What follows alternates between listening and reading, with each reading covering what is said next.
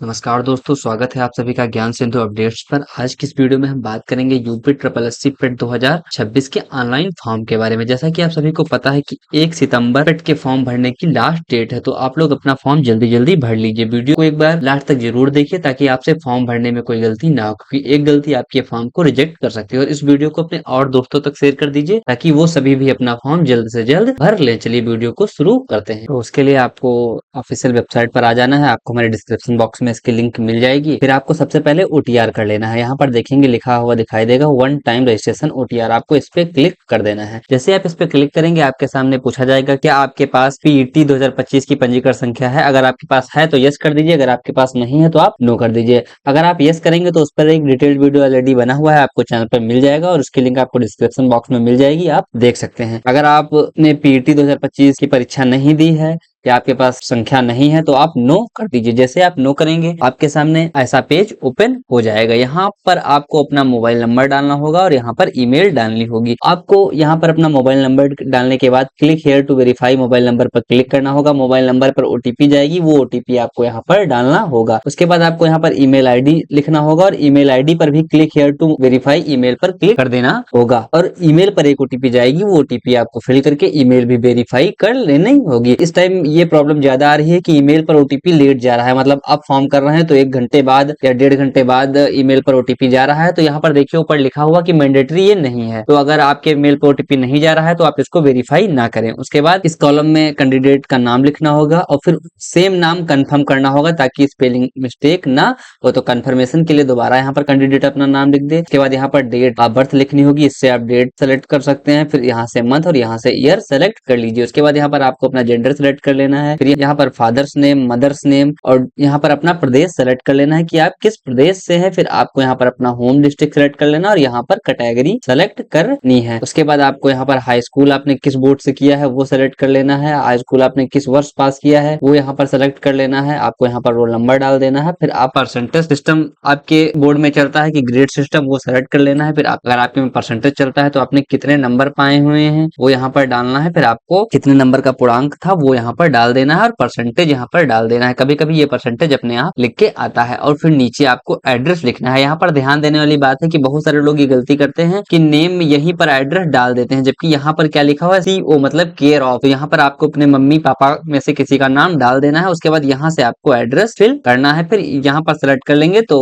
Permanent address भी इधर fill हो जाएगा। अगर आपका कोई इधर टेम्परेरी एड्रेस दूसरा है तो आप इसमें वो फिल कर सकते हैं। उसके बाद आप ये इसमें से कोई एक कार्ड सेलेक्ट कर लीजिए, PAN card, driving licence, voter ID. अगर आपके पास नहीं है तो ये मैंडेटरी नहीं है। अगर आपके पास है तो आप सेलेक्ट करके इसमें उसका डॉक्यूमेंट नंबर लिख के आगे बढ़ सकते हैं। फिर आपको यहाँ पर जाके फोटो अपलोड करनी होगी और फिर आपको इसमें सिग्नेचर अपलोड करनी होगी। ये फोटो जो होनी चाहिए उसकी विड्थ यहाँ पर देखिए लिखी हुई है 6.5 सेंटीमीटर और हाइट 4.5 सेंटीमीटर होनी चाहिए। और सिग्नेचर की विड्थ भी 3.5 सेंटीमीटर और विड्थ हाइट 1.5 सेंटीमीटर होनी चाहिए। और इमेज का टाइप क्या होना चाहिए, जेपीजी या फिर जेपीईजी फॉर्मेट होना चाहिए। और जो फोटो का साइज है वो 50 केबी से 100 केबी के बीच होना चाहिए। और सिग्नेचर का जो साइज है वो 30 केबी से लेके 50 केबी के बीच होना चाहिए। तो चलिए मैं कर लेता हूँ। फिर आपको सिग्नेचर और फोटो अपलोड करने के बाद यहाँ पर लिखा हुआ दिखाई देगा I accept the above declaration. तो आपको यहाँ पर यस कर देना है अगर आपकी पूरी डिटेल सही है। उसके बाद आपको ये कैप्चा कोड यहाँ पर फिल कर देना है। कैप्चा कोड फिल करने के बाद आपको सबमिट बटन पर क्लिक कर देना है। फिर जैसे ही आप सबमिट बटन पर क्लिक करेंगे ऊपर एक पॉपअप आएगा, प्लीज कंफर्म फॉर रजिस्ट्रेशन। आपको ओके पर क्लिक कर देना है। जैसे आप ओके पर क्लिक करेंगे आपके सामने एक ऐसा पेज ओपन होके आ जाएगा। यहाँ पर आपका ओटीआर नंबर लिखा होगा। आपको इस ओटीआर की एक स्लिप प्रिंट करके अपने पास रख लेनी है। उसके बाद आपको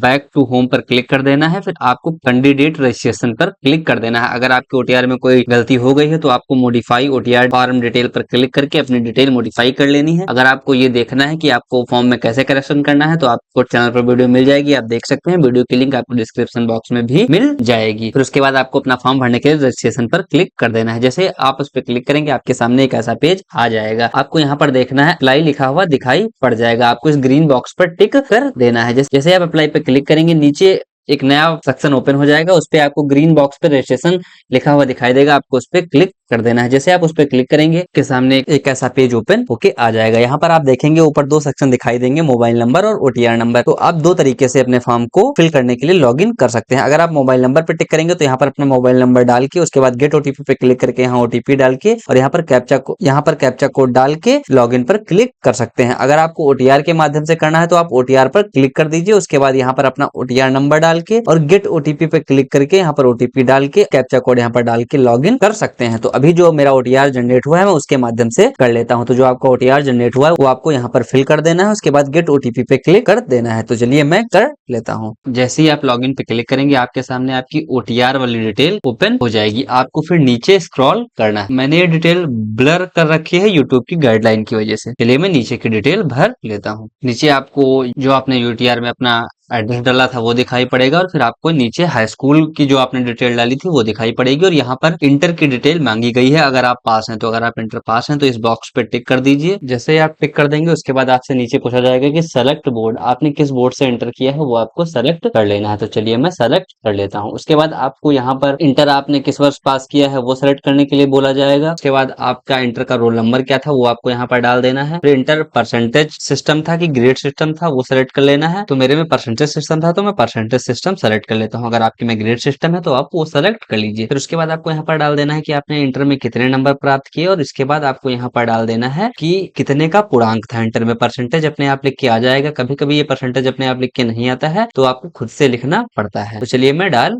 लेता हूँ। इंटर की डिटेल फिल करने के बाद नीचे आपसे पूछा जाएगा कि यू आर मैरिड, तो अगर आप शादीशुदा हैं तो यहाँ पर यस सेलेक्ट कर दीजिए। अगर आप नहीं है तो नो सेलेक्ट कर दीजिए। उसके बाद आपसे इसी तरह से नीचे बहुत सारे ऑप्शन पूछे गए हैं कि एम्प्लॉय डिटेल, तो अगर आप एम्प्लॉय हैं तो वो सेलेक्ट कर सकते हैं। Employ of Uttar Pradesh government, अगर आप नहीं है तो not an employ of Uttar Pradesh government आप ये सेलेक्ट कर सकते हैं। अगर आप हैं एम्प्लॉय तो आपको वो सेलेक्ट करना होगा। अगर आप नहीं है तो नॉट एन वाला आप सेलेक्ट कर सकते हैं। उसके बाद पूछा गया है फ्रीडम फाइटर फ्रॉम उत्तर प्रदेश, तो अगर आप हैं तो वो कर सकते हैं यस, अगर नहीं है तो आप नो कर लीजिए। उसके बाद पूछा गया है कि आप एक्स सर्विस मैन है, तो अगर आप हैं तो वो सेलेक्ट कर लीजिए। अगर आप हैं तो आप अपने हिसाब से इसमें सेलेक्ट कर सकते हैं। तो मैं नहीं हूं तो मैं नो पर टिक कर दूंगा। उसके बाद क्या पूछा गया है, तो पूछा गया है कि स्पोर्ट्स मैन है क्या आप उत्तर प्रदेश के, तो अगर आप हैं तो वो सेलेक्ट कर सकते हैं। अगर नहीं है तो नो पर कर दीजिए। उसके बाद पूछा गया है you are a person with disability of Uttar Pradesh, तो अगर आप में डिसेबिलिटी है तो आप ये सेलेक्ट कर सकते हैं, नहीं तो आप नो पर टिक कर दीजिए। उसके बाद इसमें सबसे लास्ट में पूछा गया है कि क्या आप ऊपर बताई गई जानकारी के अलावा किसी अन्य तरीके से एज में मतलब उम्र में छूट का दावा करते हैं, तो अगर आप करते हैं तो यस पे टिक करेंगे। अगर नहीं करते हैं तो आप नो पर टिक करेंगे। नो पर टिक करने के बाद आपको एक बार अपना फॉर्म पूरा अच्छी तरीके से मिला लेना है। अगर आपके मान लीजिए देखें आप मिला रहे हो फॉर्म, देखें कि ओटीआर में कोई गलती हो गई है तो आपको ओटीआर में कैसे करेक्शन करना है वो मैंने ऑलरेडी डिटेल्ड वीडियो बना दी है, आपको चैनल पर मिल जाएगी या तो फिर वीडियो की लिंक आपको डिस्क्रिप्शन बॉक्स में मिल जाएगी, आप वहां से देख सकते हैं। अगर आपकी डिटेल पूरी सही है तो यहाँ पर प्लीज सेलेक्ट ऑप्शन पे क्लिक करेंगे और यहाँ पर यस पर टिक करेंगे। जैसे आप यस पे टिक कर देंगे नीचे यहाँ पर एक वेरिफिकेशन कोड लिख के आ जाएगा, मतलब कैप्चा कोड लिख के आ जाएगा। वो कैप्चा कोड आपको यहाँ पर डाल देना है। चलिए मैं डाल लेता हूँ। उसके बाद आपको सबमिट बटन पर टिक कर देना है। जैसे आप सबमिट बटन पर क्लिक करेंगे ऊपर एक पॉपअप आएगा, प्लीज कंफर्म फॉर रजिस्ट्रेशन, आपको ओके पर क्लिक कर देना है। जैसे आप ओके पर क्लिक करेंगे आपके सामने एक पॉपअप आ जाएगा कि your fit registration number is, registration number लिखा होगा, please keep it safe the future reference, ये यहाँ पर लिखा हुआ दिखाई देगा और आपका रजिस्ट्रेशन नंबर आपको यहाँ पर शो हो जाएगा। हालांकि मैंने इसको ब्लर कर दिया है क्योंकि यूट्यूब की गाइडलाइन की वजह से मैंने इसको ब्लर कर दिया है, बाकी आपको ऐसा ही देखने को मिल जाएगा। नीचे आप तीन ऑप्शन देखने को मिलेंगे, print slip, proceed for payment, back to home. तो आपको सबसे पहले प्रिंट स्लिप करके इसको अपने मोबाइल और डेस्कटॉप में सेव कर लेना है, आप जहां भी फॉर्म भर रहे हैं। इस स्लिप को अपने मोबाइल या डेस्कटॉप में सेव करने के बाद आपको प्रोसीड फॉर पेमेंट पर क्लिक कर देना है। जैसे आप प्रोसीड फॉर पेमेंट पर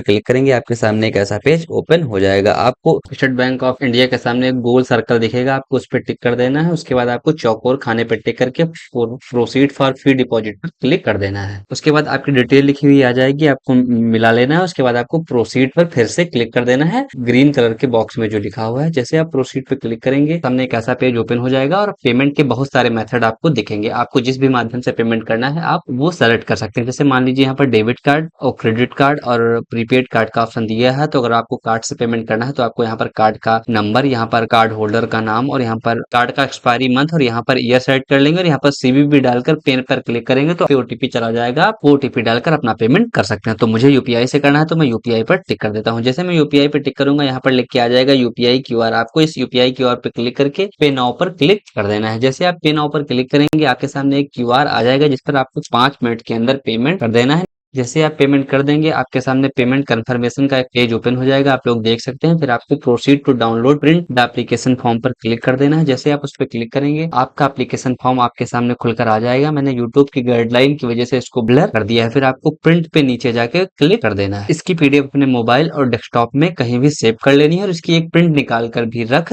लेनी है आपको। तो आई होप आप लोगों को समझ में आ गया होगा कि फॉर्म कैसे भरना है। अगर आपको फॉर्म भरने में अभी भी कोई प्रॉब्लम आ रही है कमेंट करके हमसे पूछ सकते हैं, मैं कमेंट में आपको रिप्लाई कर दूंगा। बाकी वीडियो अपने और दोस्तों तक शेयर कर दीजिए ताकि वो भी जल्द से जल्द फॉर्म भर लें, क्योंकि फॉर्म की लास्ट डेट नजदीक आ गई है।